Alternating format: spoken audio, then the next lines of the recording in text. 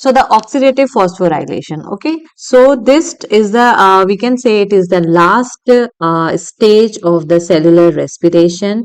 So what we'll study in this. So this lecture deals that how the particular cell they are able to harvest the energy from the glucose and the nutrient in the food to make the ATP, because we know these all processes are taking place in the mitochondria, and mitochondria are known as the powerhouse of the cell. Why? Because it is generating the large amount of the ATP, which is the energy currency of the cell. But the metabolic component of the respiration we have examined so far, that is the glycolysis and the citric acid cycle or the TCA cycle, they produce only the 4 ATP molecules per glucose molecules, and all of these ATP they are produced by the substrate level phosphorylation. Okay. Now the two net ATP they are particularly from the glycolysis, and 2 ATP they are from the TCA cycle. Now at this point, the molecule of NADH and FADH2, these are known as the electron acceptor. Okay, so at this point, these molecules count for most of the energy extracted for each glucose molecule. These are basically they are the electron acceptor, and they escort the electron, and they link both the glycolysis and the citric acid cycle to the machinery of the oxidative phosphorylation, which uses the energy released by the electron transport chain to power the ATP synthesis. So in this lecture we'll learn what actually we will learn. So in this lecture we will learn how the electron transport system or the electron transport chain they work, and how the electron flow down the chain, and it is coupled with the synthesis of the ATP. So oxidative phosphorylation is what? It is a metabolic pathway that uses the certain enzymes to oxidize the nutrient, okay, that oxidize the nutrient, and they release the chemical energy to produce the adenosine triphosphate. It is the final and the most efficient step in the cellular respiration. And in eukaryotes, the oxidative phosphorylation it is take place in the mitochondria. It uses a series of the protein complexes which is embedded in a inner membrane of the mitochondria to create the ATP, which we'll discuss in a while. These complexes are so called the electron transport chain. Suppose this is an inner mitochondrial membrane, and certain protein complexes they are embedded in the membrane of the inner mitochondrial membrane, and these are known as the electron transport or these complexes are termed as the electron transport chain, because the electron are carrying out from the one complex to the other, then to the other, in this way.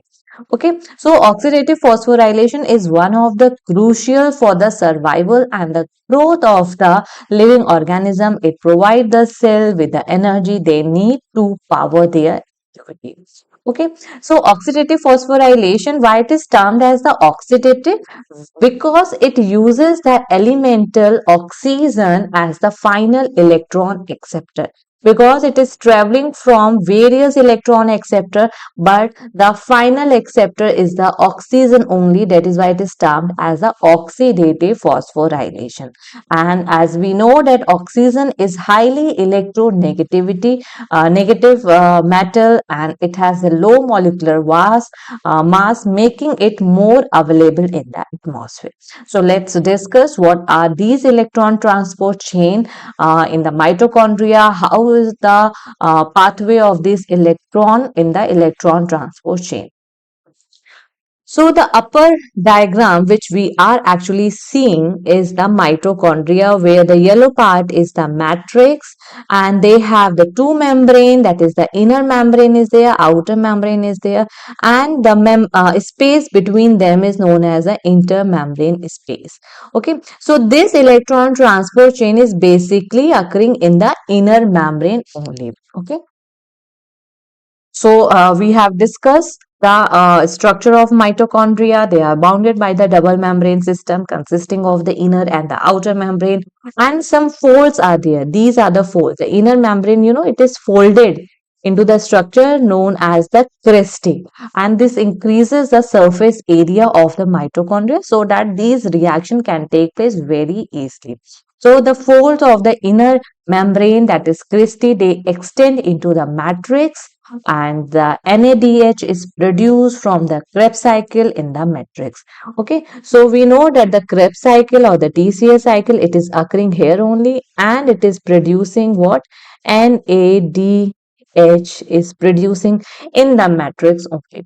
For example, we know that the breakdown of the glucose by the glycolysis and the citric acid cycle, they yield a total how many ATP? They yield a 4 ATP, right? And 10 molecules of the NADH and the 2 molecules of the FADH2. Okay. So the electron from the NADH and the FADH2, they are then transferred to the molecular oxygen.